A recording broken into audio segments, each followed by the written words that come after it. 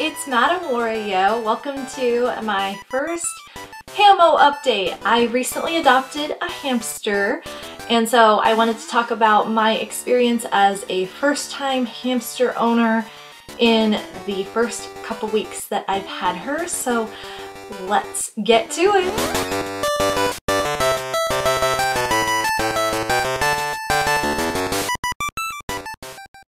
So I adopted a female, quote-unquote, because they weren't 100% sure at the pet store. They got the SKUs mixed up for the different hamsters that they had in stock, and they were actually overstocked, so they weren't sure if certain sexes of hamster got put in the wrong place.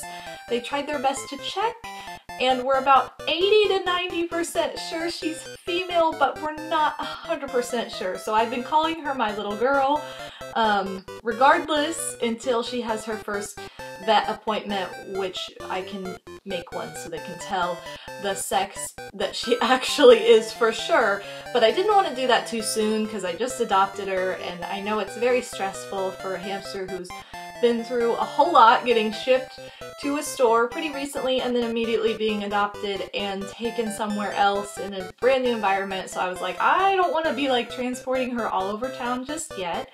But that's kind of the story with the she part of it. So she's currently my little girl. We'll see if that changes in the future. But anyway, I adopted a female long-haired Syrian hamster, which is also nicknamed the teddy bear hamster or the fancy hamster. And I've heard negative talk about that pet stores just use those two names to help sell hamsters. But I think it's cute anyway. I think the idea of a teddy bear hamster is just super adorable, but in reality, she's a long-haired Syrian, so she's a bit larger. I wanted to get a Syrian hamster. I wouldn't have been opposed to a dwarf if that's all I had to choose from, but I really wanted a Syrian, so that's what I got.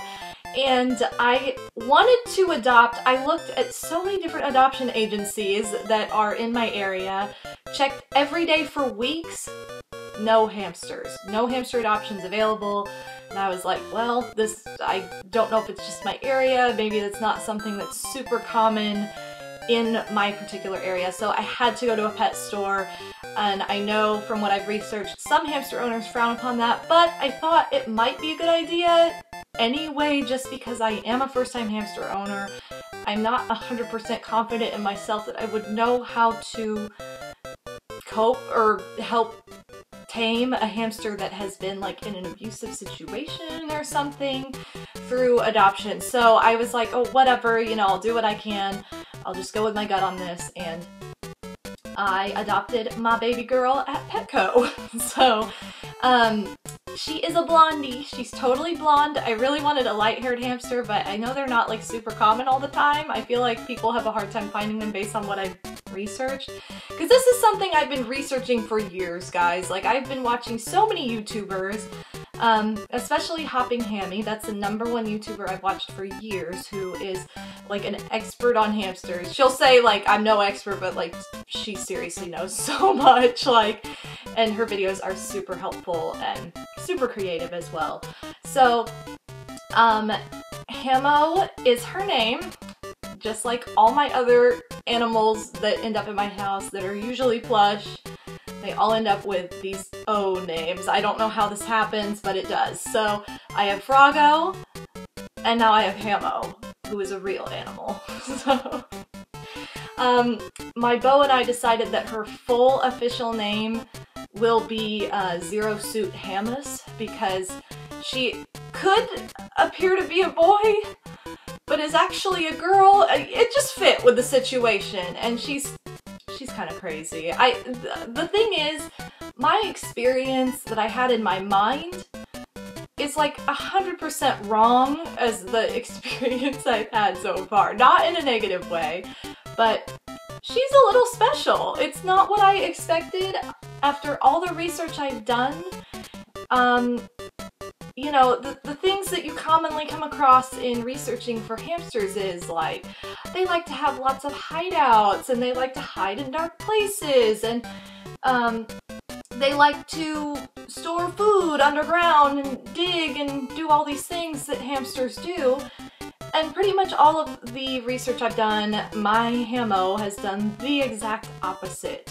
So I'm like, oh, that's not what I would have expected or known. It's pretty comical in a way. She's a lot like a cartoon character to me. So instead of sleeping in her hideouts or in dark places, she sleeps in broad daylight on top of her igloo hideout that I bought her. She will literally go on top of it and sleep, like upside down, like, and I'm like, this isn't what I thought would happen. She loves to burrow, but she's always on top of her burrowed pile. She's not under it hidden. She's like out in the open, like against the side of the cage. She also sleeps on her wheel sometimes. Like, I'm like, are you all right? Are you okay? What's going on? No, she's just like passed out on her wheel. She does not sleep in any of her hideouts. She sleeps on them or like just in the middle of the floor, basically. I can openly see her pretty much at all times. She also chooses food over exercise a lot. And I know hamsters run a whole lot in the wild, and they can encompass something like 8 miles of space a day or something like that. I might have the numbers wrong, but it's a lot of space, granted they're tiny size. So I was thinking like, oh, she'll be like running like crazy, and she does, but she moves all of her food. She does not bury her food. She will take her food, move it to her wheel, and she has 2 wheels, so she'll either move it downstairs to her saucer wheel, which is what the trend has been recently, or like when I first got her, her upright wheel, she moved all of her food to it, and then she tries to run on said wheels with all of the food circling and flying off of it as she runs. I'm like, why?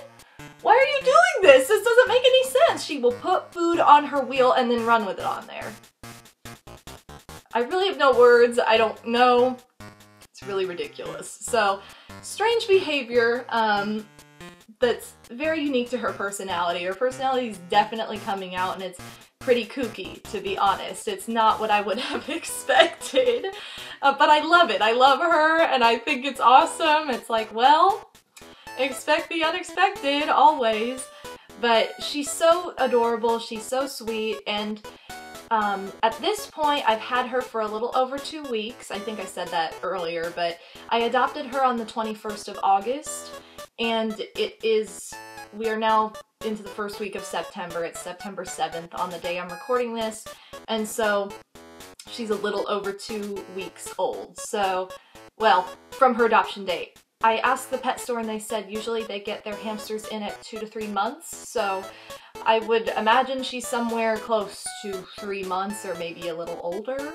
I'm not quite sure, but that's kind of the ballpark area for her age. So she has been with me for a little over 2 weeks, and so far she's done the kooky behaviors I just talked about. I originally had a large bin cage, just single story, but she was showing a lot of behavior that she was trying to escape, and I think part of it is just her getting more and more comfortable with the environment and with the space since it is new to her. So after about a week of her going crazy, like, you know, she'll paw at the sides, not all the time, it's usually like right after she wakes up. And the main issue I was having is the wire mesh she loves to chew on.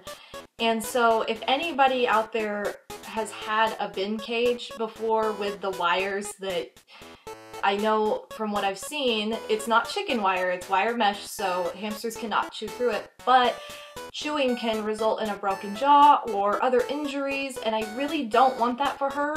So I'm really worried because it's still happening a little bit. I've tried putting lemon juice, I've tried blowing on her. I will blow on her and she does this and then goes back to it. Like, she does not get the message. She doesn't run away. I read forums where people are like, oh no, I accidentally blew on my hamster too hard while they were chewing. They ran and hid and I'm afraid they're gonna hate me. No, she like withstands the wind. Like, I will make it through this wind and get back to chewing. I'm like, well, that didn't work.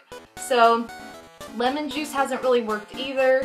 I don't want to use olive oil because I don't want it to get all over her fur since she is long-haired, and I feel like that's going to be kind of traumatic for her because she's very finicky and grooms constantly. She is grooming all the time. Like, she loves to groom herself. She thinks she's so beautiful, and she is. But I've also heard that you can clip like, oh, what are those called? Like laundry pins to the mesh.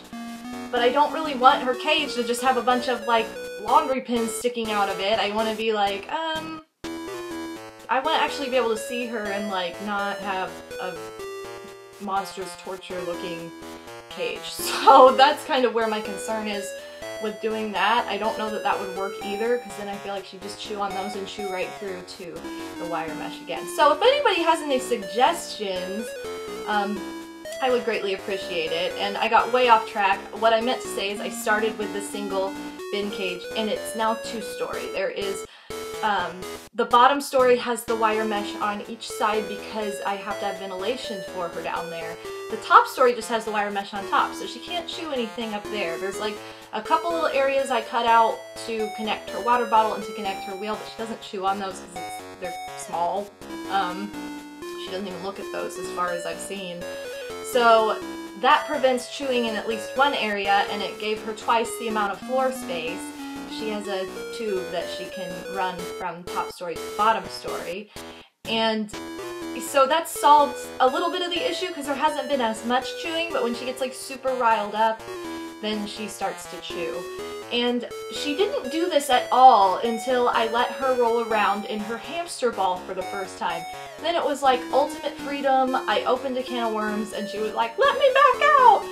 I've tried to let her free roam, but she's still a little bit scared, and so I don't want her to be frightened and be afraid. So I haven't done a whole lot of that because I know she's still pretty scared. I mean, she's only like 2 weeks, she's only been here for 2 weeks in my home, so I'm trying my best to be patient with her and trying to tame her, and I've gotten to the point where she will take treats out of my hand, she'll take them out of my fingers, she'll put 2 feet on my hand, but she won't fully stand on my hand yet. She'll walk over it kind of quickly every once in a while, but I've tried to be patient, and I tried the whole like gardening glove method, like put a glove on and you can interact. No, she chewed through that glove. She was like, oh my god, this is something I can chew, and I'm like, no, what are you doing? I should add to that there are a lot of toys and a lot of different chew toys that I've added into her cage. Pretty much everything she can chew on. Even like her wheel is wooden. She doesn't chew on that, and that's not something I'd be like, wow, go chew on that, but it's still like an option.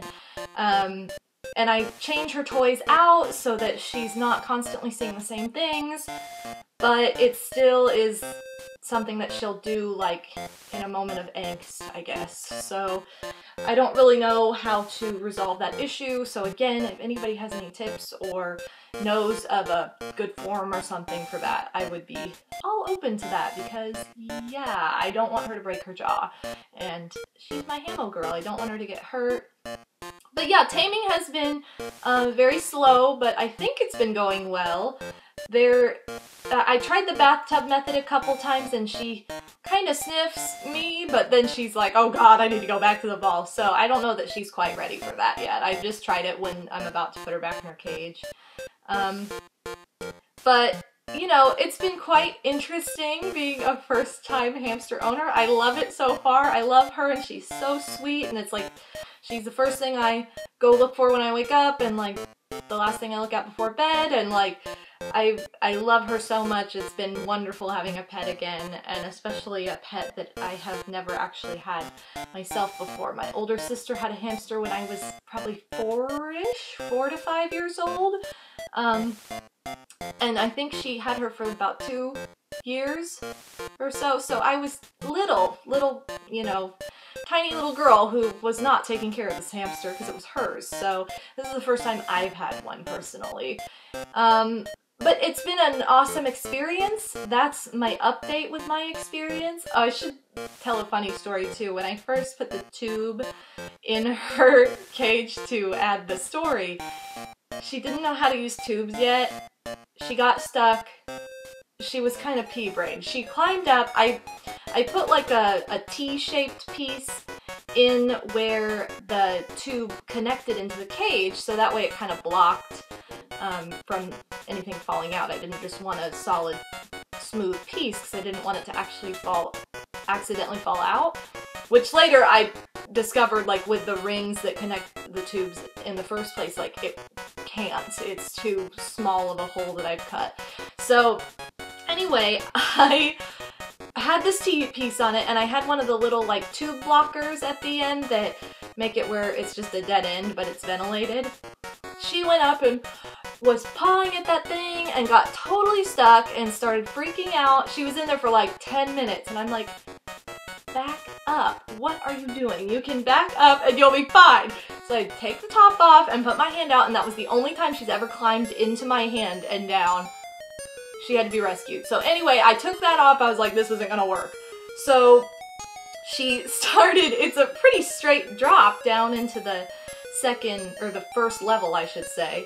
But she like went super duper slow and was like, I can't do this. She panicked and freaked out and started backing up. It took her like 20 minutes just to like get halfway down, and then she backtracked and didn't do it.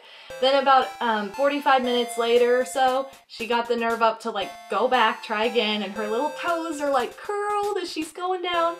And she finally made it. I was so proud of her. She went all the way down and she went all the way back up.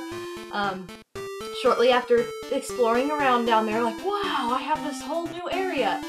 And so now it's super funny. She is like, it's like a pipe from Mario. She looks like, she doesn't even look like she's moving. It's just liquid, like, it's so smooth. I'm like, wow, she learned so fast. So I was very excited about that.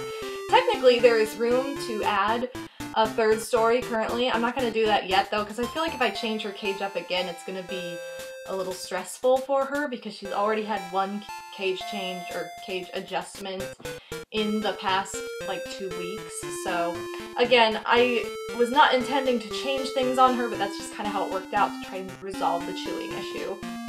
So that's really all I have to talk about. That's my entire Hammo experience so far. She's a doll, I love her, and I'm looking forward to posting more updates on progress with her as far as taming and any funny stories. I hope you guys enjoy this little side series on my channel, and yeah, I hope you guys love Hammo as much as I do. Thanks so much for watching. This has been MadameWario. Have an awesome day, an awesome week, weekend, whatever it may be when you're watching this, and I will see you in my next video. Peace out, pimps!